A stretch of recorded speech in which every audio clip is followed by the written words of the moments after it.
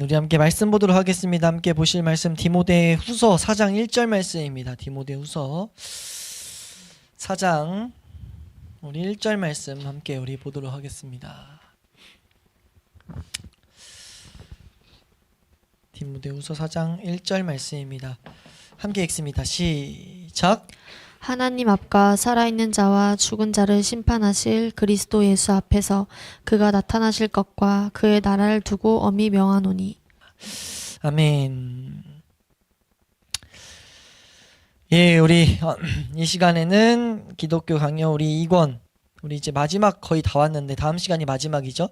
우리 2권 16장의 마지막인 17절에서 19절까지 내용을 보겠습니다. 거기로부터 산자와 죽은 자를 심판하러 오시리라 라는 내용과 이제 마지막 되는 내용인데요. 이제 칼빈이 가르치는 것이 이 16절 마지막 부분에 이런 말을 했어요. 17절로 이어지기 전에 그는 마지막에 산자와 죽은 자를 심판하러 오셔서 그의 최종적인 일을 이루실 것이다 라고 말하거든요. 그러니까 예수 그리스도의 최종적인 일은 심판입니다. 성도는 이걸 반드시 알아야 돼요. 예수님은 심판을 하러 다시 오실 것이라는 것을 우린 분명히 알아야 된다는 거죠. 그래서 칼빈이 여기서 이제 17절에서 말하는 게 믿는 자, 성도들이 이 땅에서 경험하는 그리스도의 나라가 아직 그 완전한 영광을 드러내지 않았다는 것을 말해요. 그래서 마지막 날에 나타날 이 보이는 영광스러운 재림을 우리가 믿음으로 더욱더 바라봐야 된다. 믿음으로 소망해야 된다. 라고 좀 말하고 있습니다. 우리 한번 읽어볼게요. 우리 첫 번째 주부터 네 번째 주까지 한번 읽겠습니다. 17절 함께 읽습니다. 시작.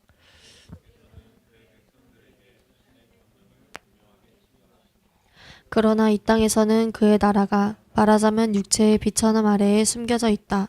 그러므로 그리스도께서 마지막 날에 드러내실 그 눈에 보이는 그리스도의 임재를 믿음으로 바라보는 것이 옳은 것이다. 네, 지금 이 가르침에는 뭐가 하나 좀 우리가 좀 생각해야 될 게 들어있냐면은 성도가 이 세상에서 살아가는 그런 이 현실과 미래에 대한 이 소망 사이에 있는 어떻게 보면 긴장감 이런 뭐라 해야 될까요? 긴장감이란 게 이제 많을 것 같은데 그런 모습을 지금 좀 설명하고 있어요. 그래서 지금 통치가 현재 숨겨져 있다라고 지금 말함으로써 성도들의 이제 현실적인 고민에 어떻게 보면은 좀 이렇게 공감하고 있다라고 좀 이해하시면 돼요. 칼빈이 그걸 이해하는 거거든요. 성도의 현실적인 고민. 그게 뭐냐면 성도가 이 세상 속에서 그리스도의 통치를 온전히 경험하지 못하면서 때때로 예수님의 권능을, 하나님의 권능을 의심하게 될 수도 지금 인정하고 있는 거예요. 우리가 계속 하나님이 날 통치하시나? 이런 고민이 들어올 수 있다는 거거든요. 근데 그런 고민들을 우리가 계속해서 이렇게 날 사로잡지 못하게 하고 우리로 하여금 온전한 믿음 가운데 있게 하는 중요한 요소 중에 하나가 이 다시 오실 예수 그리스도를 올바로 바라보는 내용이라는 거죠. 그래서 우리가 예수 그리스도의 이 마지막 날에 임재할 그것을 더욱더 구체적으로 그 심판에 대해서 구체적인 지식을 갖는 것이 너무 중요하다. 예수님 어떻게 오시는가? 분명히 말씀하신 대로 다시 돌아오실 텐데 오셔서 뭐 하시는가? 심판하신다 라는 것들을 우리가 구체적으로 알면 알수록 이 세상에서의 통치를 우린 더욱더 뚜렷하게 계속 볼 수 있다 라고 지금 가르치고 있다는 거죠. 너무 탁월한 가르침이거든요. 그래서 마지막 날에 있을 눈에 보이는 임재를 믿음으로 더욱더 바라보라고 지금 촉구하고 있는 내용은 우리의 소망의 근거가 되기 때문이다 라고 우리가 좀 이해하시면 돼요. 그래서 이 심판이 최종적 완성이면서 동시에 이 세상에서도 최종적 완성이니까 이 세상은 땡이 아니라 반드시 알아야 될 예수 그리스도의 사역이라는 거죠. 왜요? 이 세상에서 우리 위에서 16절까지 말했던 게 통치잖아요. 그 하나님 예수 그리스도의 통치를 더욱 확실하게 우리가 경험할 수 있는 중요한 지식이기 때문에 중요한 이런 성경적 가르침이기 때문에 이거를 우리는 알아야 된다라고 지금 말한 거예요. 말한 내용이 어떻게 보면 거의 주된 내용이고 이걸 말하다 보니까 여러 가지 이제 요에 따라오는 좀 쓸데없는 얘기들을 좀 이게 다룬 거거든요. 이 뒤에 내용은. 그 중에 하나가 산자 죽은 자를 심판하러 오는 거면은 예수님 오실 때 그 올 때 죽어있던 여기 안에 담겨있는 질문 하나가 이거더라고요. 저희도 읽다가 지금 뭐 때문에 이렇게 설명하나 해서 생각을 하다 보니까 그러니까 이런 질문이 있는 거예요. 예수님 오시면 이렇게 오시는 거 맞아요. 그러면 오실 때 살아있는 사람은 죽여서 그걸 다시 하나? 한 번 죽는 것은 정해진 것이요 그 후엔 심판이 있다. 이것도 좀 인용하거든요. 그런 것들 때문에 이게 왜 그렇게까지 생각하는지 모르겠는데 그냥 생각하다가 그때 그러면 오시니까 오시다 죽여가지고 죽는 뒤에 심판을 하는 건가?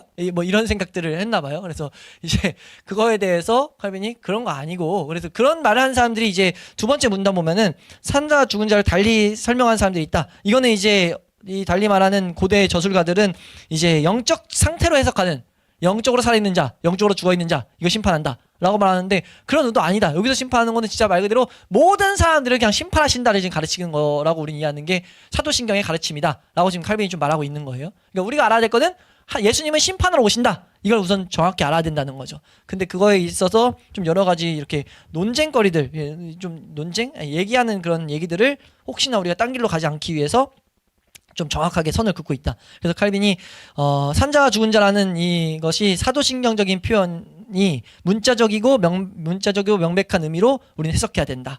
예, 그래서 모든 사람이 심판대 앞에 설게 될 것을 가르치고 있다라고 지금 말하고 있다는 거죠. 그리고 또 여기서 언급해드리려고 했던 것이 네, 나머지는 뭐 다 이런 식의 나온 내용들이고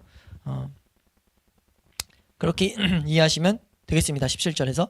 그래서 이 내용을 말했고 이 18절에서 말하는 것이 우리 예수님이 구속자이시면서 동시에 심판주이시다라는 것은 성도에게 한없는 위로가 된다. 라는 것을 좀 이제 말하고 있어요. 그래서 심판을 강조하다 보면 우리가 성도도 잘못하면 두려운 교리로 우리가 이해해버릴 수 있거든요. 우리를 두렵게 만드는 교리로 우리가 생각할 수 있는데 그게 아니라 놀라운 위로의 원천이다 라는 것으로 우리는 성도는 반드시 이해해야 된다 라고 지금 좀 가르치는 거예요. 그 이유를 이제 세 가지 성도는 심판을 두려워할 이유가 없다는 것을 세 가지를 짧게 이제 강력하게 논증하고 있는데 그것이 첫 번째는 구속자와 심판자가 동일하기 때문에 우리를 구속하신 분이 심판자다. 이건 우리에게 한없는 위로하는 거죠. 우리를 구속하신 분이 심판하는 건 우린 그 심판에서 나쁜 판결이 이미 아니라는 보증이기 때문에. 그래서 가장 근본적인 위로가 심판대에 앉으시는 그분이 바로 우리의 구속자라는 사실이라는 것에서 성도의 위로가 나온다. 그래서 성도를 정죄하기 위해 오시는 것이 아니라 이 심판의 권세는 우리를 벌하기 위한 것이 아니라 우리를 구원하신 그분의 영광을 최종적으로 확증하고 우리를 그 영광에 참여시키기 위함이다. 라는 것들을 여기서 좀 잘 설명하고 있죠. 그래서 칼빈이 여기서 말하는 건 다른 심판대가 아니라 바로 우리가 구원을 구해야 될 우리의 구속주의 심판대 앞이다 라는 것들을 좀 말하면서 우리가 그 앞에 나간다는 건 너무나 복된 모습이다 라는 것들을 좀 설명하고 있는 거예요. 그리고 또 하나로 성도가 두려워하지 않아야 될 이유로 예수 그리스도는 대언자시기 때문에 그러니까 성도와 그리스도와의 이 연합이라는 것이 깨질 수 없는 관계다. 우리를 대언하시는 분이다. 우리를 변호하시는 분이 심판주시다라고 지금 말하고 있다는 거죠. 그러니까 두 가지 정도를 여기서 생각할 수 있는데 관계적으로도 법적으로도 이 예수 그리스도가 심판주라는 것은 성도에게 너무 위로다. 왜냐하면 관계적으로 우리의 머리 되시는 분, 절대 떼어낼 수 없는 우리의 머리 되신 분이 우리 심판주이면 당연하게 그래서 성경에 우리가 심판의 그 권세에 참여한다 이런 것들의 이제 성구가 이제 여기서도 마태복음에도 인용돼 있거든요. 근데 그런 모습들을 통해서 성도에게 이걸 자세히 알아가는 것은 너무나 큰 위로가 된다. 그렇기 때문에 머리가 어떻게 자기 지체를 이렇게 흩어버리냐 이건 말이 안 되는 내용이라는 것과 대언자 이건 법적인 의미로서 대언자시기 때문에 법률적으로도 우리의 변호자가 우리 고소하는 거 아니잖아요. 변호자는 우리 변호하시는 분이지 고소하시는 분이 아니라는 거죠. 네, 그 논지를 좀 펼치고 있어요. 그래서 로마서 8장 33절 34절을 좀 그대로 가져와 가지고 심판주이신 예수 그리스도께서 자신을 믿는 자들을 정죄하지 않을 것이라는 이 사실은 훨씬 더 확실한 것이다 라고 지금 여기서 말하고 있죠. 우리를 의롭다 하신 이가 그리스도이기 때문에 아무도 우리를 정죄할 수 없다 라는 로마서 말씀을 가지고 이 설명을 하고 있어요. 그리고 세 번째로 성도에게 이 심판은 우리 너무 큰 위로라고 한 내용 중에 세 번째 있는 내용은 심판을 통해서 복음이 완성되기 때문에 라는 것을 이 18절에서 설명하고 있어요. 그래서 이 마지막에 보면 우리 여기 한번 읽어볼까요? 643페이지 우리 이 첫 번째 문단 밑에서 세 번째 줄 아버지께서는 아들에게 모든 심판을 맡기심으로 우리 한번 여기 읽어보겠습니다. 시작. 아버지께서는 아들에게 모든 심판을 맡기심으로써 아들을 존귀하게 하신 목적은 바로 심판에 대한 두려움으로 떠는 그의 백성들의 양심을 그로 하여금 보살피게 하고자 하심인 것이다. 네, 지금 이 말이 무슨 말이냐면 결국 좀 핵심적인 것은 심판이 복음의 최종적 완성이라는 거죠. 복음 우리를 구원하실 때는 여기까지를 지금 바라보고 있었다는 거예요. 그러니까 우리가 구원에 대한 은혜를 분명히 알고 있다면 그 사람은 심판 가운데 이미 자유함이 보증되어 있다라는 것. 왜냐하면 하나님께서 우리 아버지께서 그 백성들을 인도하시는 보살핌 하나의 그 모습 열매 그 보살핌의 하나의 사건이 심판이기 때문에 보살피면서 죽어 이게 말이 안 된다는 거잖아요. 그래서 이제 그런 것을 토대로 우리가 제대로 알면 알수록 심판은 성도에게 성도에게 위로를 위해서 준비되어 있다, 계획됐다라는 것들을 우리는 알게 될 수밖에 없다. 그래서 삼위일체 하나님의 사역 속에서 성도는 계속해서 위로를 발견하게 되는데, 그래서 우리 성도는 반드시 이 심판에 대해서도 정확히 알아야 된다. 그래서 심판이라는 것이 이 두려워하는 신자의 양심을 보살피기 위한 하나님의 목자적인 이런 보살핌이다라는 것을 지금 마지막 읽은 데서 좀 설명한 겁니다. 그래서 어찌됐든 여기서 내용은 아시겠죠? 그러니까 이 심판이 성도에게 반드시 알아야 될 하나의 중요한 내용이다라고 말하면서 이 사도신경의 가르침을 끝내는 거예요. 우리가 예수 그리스도의 통치 그리고 심판에 대해서도 제대로 알아야 된다라고 말하면서 사도신경에 대한 좀 중요성을 좀 이제 마지막에 좀 말하죠. 좀 잘 설명해서 644페이지 우리 맨 위에 그것을부터 이 문단 끝까지 한번 읽어볼까요? 그것을 사도들의 저술로 보는데, 함께 읽습니다. 시작. 그것을 사도들의 저술로 보는 데에 상당히 견해가 일치하고 있다. 사도들이 공동으로 써서 반포했다고 보기도 하고 그들의 손으로 전달된 가르침을 요약한 것으로서 건전한 신앙 가운데서 모아진 것이며 따라서 그런 이름으로 부르기에 합당하다는 것이다. 이 신경의 출처가 어디든 간에 교회가 처음 시작되던 사도시대에 그것이 모든 사람들의 동의로 공적인 고백으로 받아들여졌다는 것에 대해 나는 의심하지 않는다. 네, 이 사도신경이 칼빈 시대에도 이제 칼빈 시대 때 완성돼서 막 이것들이 이제 교회 가운데 주어져 있었기 때문에 이게 지금 사도신경이라고 이름을 붙이다 보니까 사도들의 가르침 맞아? 이런 논쟁들이, 그래서 이런 말도 있잖아요. 거기서부터 나온 건데 사도들이 한마디씩 한 거다, 뭐 이런 말들이 나와서 사도들의 가르침이냐 아니냐에 대해서 이런 논쟁들이 지금도 조그만하게 일어나거든요. 근데 그건 사실 중요치 않다는 거죠. 중요한 핵심은 사도들의 가르침이 녹아 있다는 거예요. 분명히 이건 부인할 수 없는 사실이다. 사도가 직접 이 말을 했냐 안 했냐는 사실 중요한 내용이 아니다. 사도들이 말한 내용이 이미 이 안에 녹아 있기 때문에. 그리고 확실한 건 사도들의 말한 내용 벗어나는 것이 절대 없기 때문에. 그건 사도신경이라 부르기에 철저히 당연히 합당하다라는 지금 이런 말을 한 거예요. 근데 이걸 정확히 해야 되는 이유가 뭐냐면은, 지금 우리 네 번째 줄만 좀 더 내려가서, 그것은 우리 방금 의심하지 않는다 해서 좀 내려가서, 그것은 곧 우리의 믿음의 전 역사가. 찾으셨어요? 한번 읽어보겠습니다. 시작. 그것은 곧 우리의 믿음의 전 역사가 그 속에 간결하고도 명확한 순서로 정리되어 있으며 또한 성경의 순전한 증거들로 보증되지 않는 것은 하나도 거기에 들어있지 않다는 것이다. 네, 이렇게 좀 정확하게 진단을 하고 있어서 참 좀 중요한, 우리 사도신경을 고백하는 우리 교회에서는 좀 정확하게 알아야 될 내용이죠. 그래서 이 사도신경은 우리가 사도들의 터 위에 서 있기 위해서 좀 중요한 되게 내용이다 라고 이해하시면 되겠습니다. 그래서 사도신경 지금 새신자 교육을 제가 다시 계속 하면서 우리 기존 성도들 이렇게 개척할 때 같이 왔던 성도들이 사도신경 우리 새신자 교육을 안 했거든요. 근데 사도신경을 직접 다 봤기 때문에. 근데 새신자 교육 하듯이 좀 이렇게 가볍게 이제 한번 이거 해야 되겠다 생각을 좀 하고 있긴 해요. 그래서 그냥 새신자 하면서 한 분씩 이렇게 지금 같이 했던 것처럼 들어와서 할까 아니면 전체적으로 할까 지금 살짝 고민 중인데, 왜냐하면 사도신경은 보면 볼수록 너무 중요한 우리 틀이기 때문에 그런 생각들을 좀 하고 있습니다. 어찌됐든 18절에서 그걸 말하면서 이 심판에 대해서 말하다가 이제 이 예수님에 대한 가르침들을 끝내고 이제 16장이 맞춰지는 내용이 어떻게 보면 19절인데요. 정말 중요한, 우리가 계속해서 붙들고 씨름하는 정리죠. 우리 한번 읽어보면 첫 번째 줄에서 세 번째 줄, 우리 19절에서 첫 번째 줄에서 세 번째 줄 한번 읽어보겠습니다. 함께 읽습니다. 시작. 우리의 구원의 총체가 그리고 그 각 부분이 그리스도 안에 있다는 사실을 안다면 아무리 작은 부분이라도 그것을 그 이외의 다른 곳에서 이끌어오는 일이 없도록 경계를 다해야 할 것이다. 네, 지금 여기서 구원의 총체, 구원의 전체가, 심판까지가 다 그것들이 다 그리스도 안에서만 찾아진다면은 우리가 그리스도 안에 이제 이런 것들을 분명히 안다면, 그리스도 안에서만 다 발생되는 것을 안다면 아무리 작은 부분이라도 그것 외에서 다른 것을 우리는 끌고 가면 안 된다. 신앙 안에서 그리스도 외에 다른 것을 추구하는 건 절대 있어서 안 된다. 라는 어떻게 보면 바울의 갈라디아서 가르침과 같은 가르침을 여기서 하고 있어요. 그러니까 이거 오직 그리스도라는 종교개혁의 핵심이 이 가운데 좀 녹아있다는 거죠. 오직 그리스도, 교회는 오직 그리스도다, 오직 그리스도 외에는 없다 라는 것을 좀 지금 말하고 있어요. 그래서 이 문장이 오직 그리스도에 대한, 오직 그리스도의 신앙을 핵심적으로 어떻게 보면 가장 명료하게 좀 어떻게 요약하고 있는 내용이다. 그래서 칼빈이 구원의 총체, 구원의 전체적인 것뿐만 아니라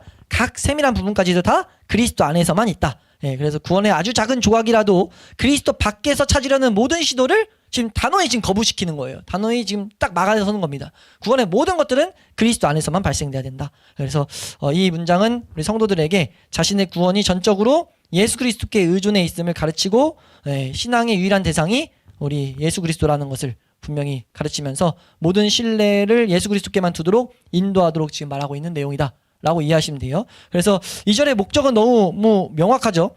구원의 시작부터 완성까지 모든 단계가, 그리고 모든 신자가 필요로 하는 모든 영적인 축복이라는 것이 예수 그리스도 안에 있다. 예수 그리스도 인격 안에 있다. 사역 안에 있다. 온전히 담겨 있으므로 그것을 선언하면서 뭐 하는 거냐면 결국 성도는 그리스도 아는 지식 외엔 없다. 성도의 모든 자라감은 그리스도 아는 지식에서 발생된다 라고 너무 탁월한 진짜 그 깔끔하게 그냥 간단하게 설명하는데, 이렇게 설명한 건 제가 청교도들 책 보면서는 많이 아예 못 봤는데 좀 너무 잘 설명을 해서, 그래서 신자, 여기서 좀 말하는 걸 요약하면 신자의 성도의 시선이 다른 곳으로 흩어지려는 모든 시도를 지금 원천적으로 막는 거예요. 성도는 어떤 복도, 어떤 하나님께 나아가는 거, 우리가 죄와 씨름 뭐 하는 모든 것들이 그리스도 아는 지식에서 다 찾을 수 있다라는 걸 세워놔야 된다는 거죠.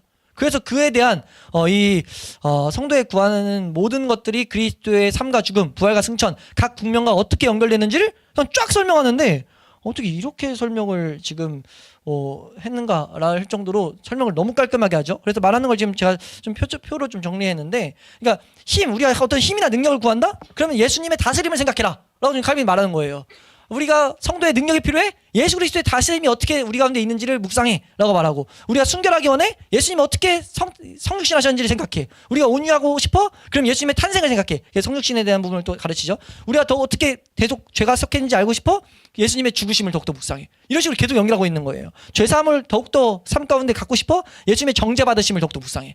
그래서 빌라도에게 정죄받으심을 묵상함으로 너희 가운데 있는 죄가 어떻게 사해졌는지를 너희가 발견할 수 있다 라고 지침을 주는 거죠. 너가 너의 삶 가운데 하나님의 저주가 면해졌다는 걸 더욱더 알기 원해? 그러면 예수님의 십자가를 더욱더 바라봐. 십자가가 저주니까. 예수 십자가 저주란 것들을 더 묵상해. 성령의 조명을 구해. 그 조명이 왔을 때 우리가 저주가 면해졌다는 확신을 갖게 될 거야. 지금 이런 가르침 주고 있는 거거든요. 그리고 너희가 더욱더 죄가 어떻게, 죄에 대한 보상이라 되어 있는데, 이거는 죄가 어떻게 값이 치러졌는가 이거예요. 그거는 예수님의 희생을 생각하면 된다. 우리가 어떻게 하면 정결할 수 있는가? 예수님의 피를 생각해라. 너희가 어떻게 해야 하나님과 화목할 수 있는가? 예수님 지옥에 내려가신 걸 생각해라. 너가 육체를 어떻게 죽일 수 있는가? 예수님의 무덤을 생각해라.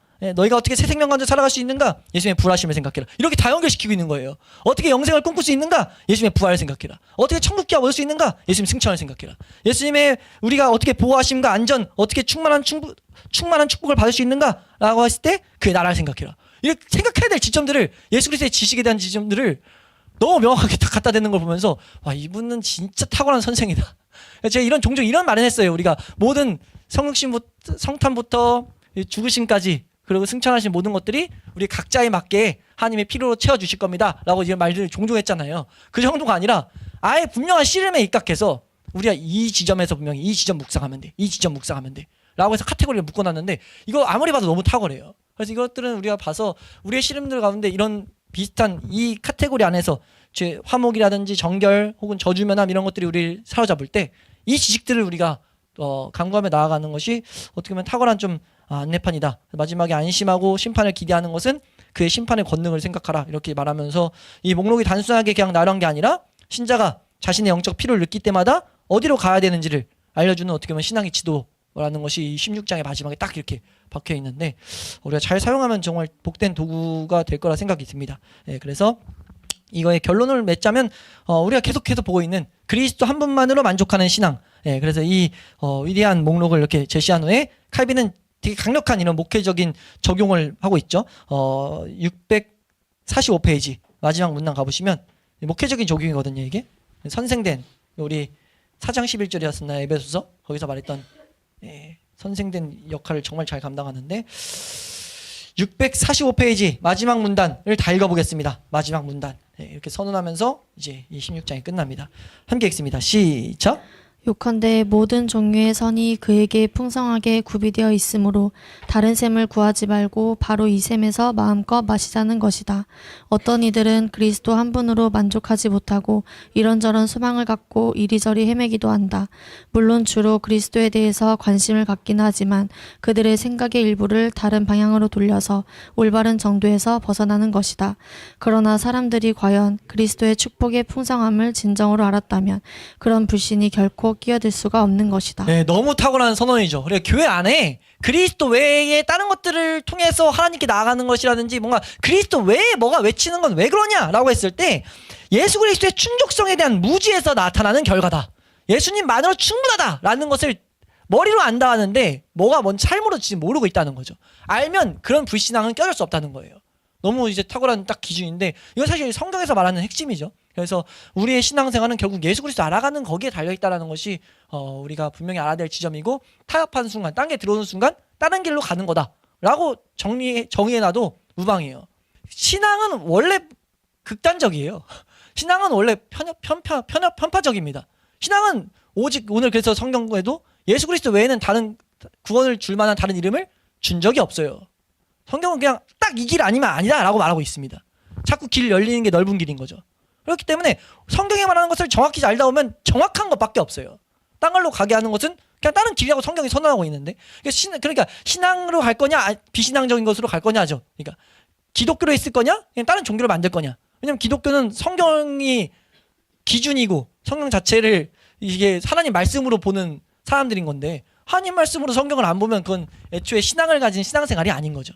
네, 그래서 우리가 이 분명히 주는 기준이 우리의 삶에도 분명한 기준이 되어야 될 줄로 믿습니다. 그래서 칼빈이 지금 사람들이 그리스도의 다른 성의나 다른 공로, 종교적인 행위에서 어떤 우리가 하나님께 구원의 일부라든지 성화의 일부를 찾으려는 경향이 있음을 분명히 알고 그렇게 하면 안 된다라고 지금 분명히 선언하고 있다는 겁니다. 네, 그래서 우리가 26절까지 이게 사실 앞에서부터 종합적으로 보면 너무 복되거든요. 8장부터 이어지는데 이건 8장부터 쫙 그 앞에서부터 이어지지만 사실 이건 자체의 제목이 뭐였냐면은 예수 그리스도 안 지식이잖아요. 그리스도 안 지식이 얼마나 우리에게 복된지를 말한 건데 이제 마지막으로 이제 17장만 남았지만 17장은 예수 그리스도에 대한 공로적인 측면이기 때문에 여기까지가 어떻게 최종적 결론인데 우리가 성도가 참 붙들고 나아가야 될 방향이 잘 가르쳐져 있다라고 우리가 볼 수 있습니다.